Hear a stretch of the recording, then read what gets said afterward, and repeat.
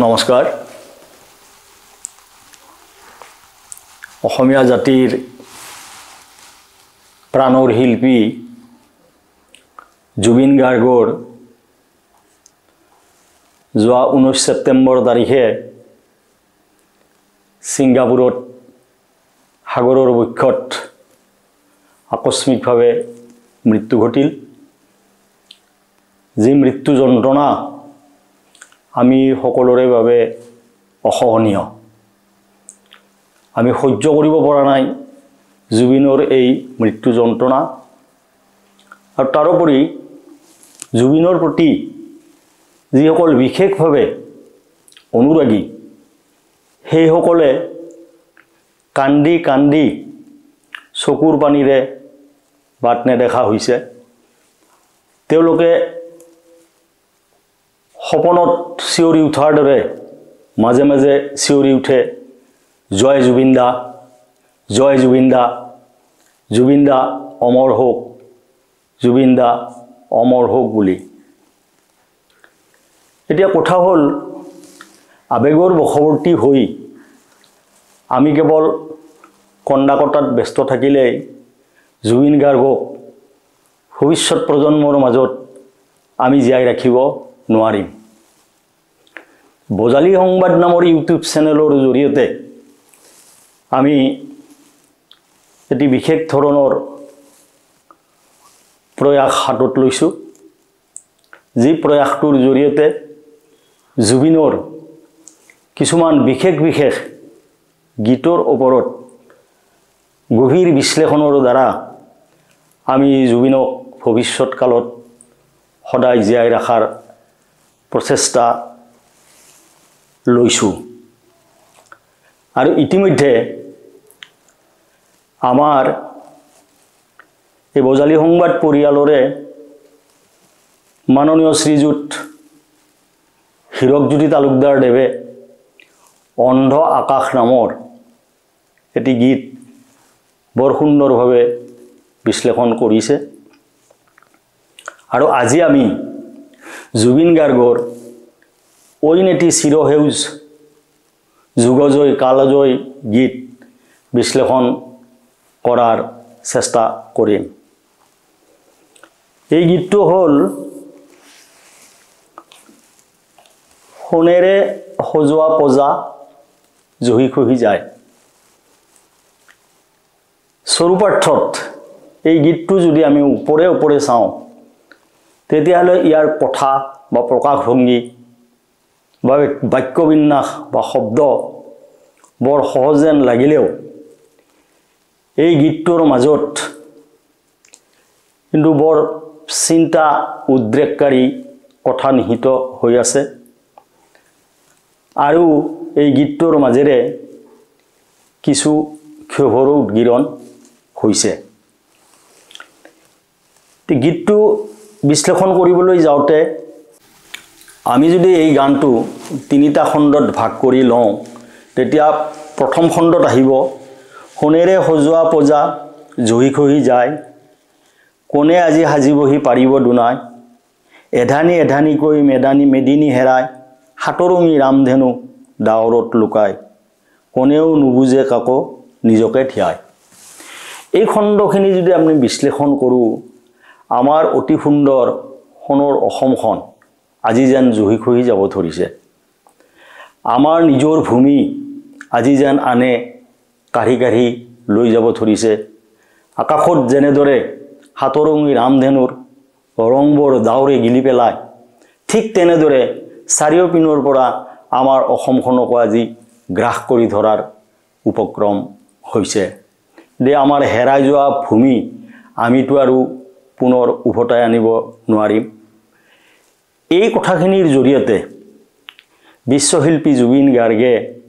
এই কথাকে প্ৰতিপন্ন কৰিব বিচাৰিছে যে আমাৰ সোণৰ অসমখন আমি ভাঙি ছিঙি যোৱাটো সহ্য কৰিব পৰা নাই।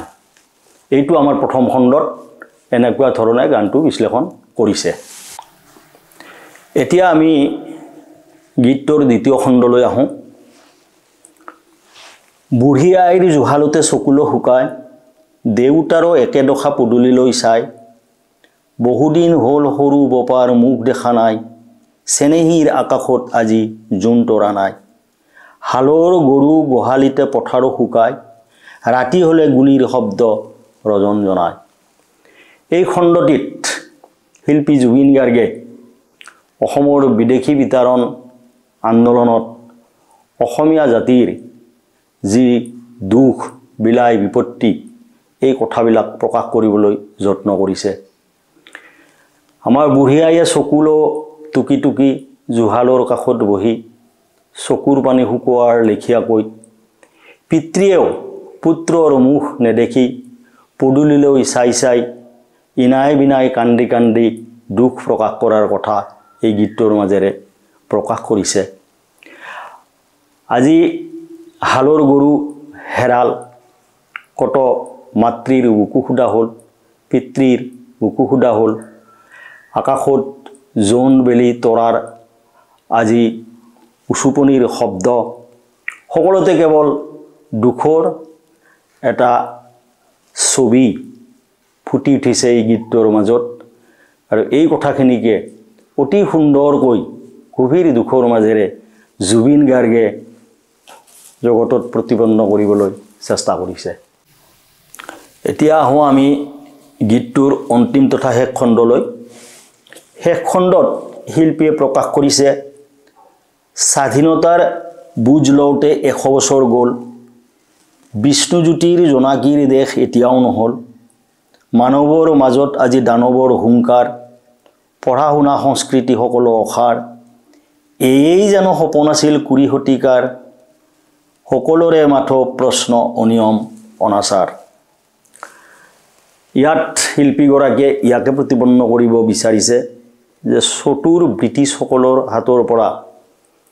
স্বাধীনতা পাবলৈ স্বাধীনতা সম্পৰ্কে বুজ লওঁতে আমাৰ সৰল সহজ ভাৰতীয় তথা অসমীয়া মানুহৰ 100 বছৰ পাৰ হৈ গ'ল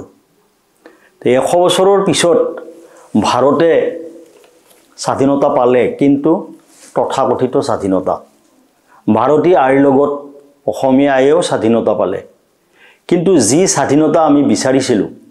সেই স্বাধীনতা স্বৰূপাৰ্থত পাইছোনে জ্যোতিপ্ৰসাদ আগৰৱালাই বিষ্ণুপ্ৰসাদ ৰাভাদেৱে যি স্বাধীনতা বিচাৰিছিল সেই স্বাধীনতা আমি পালোনে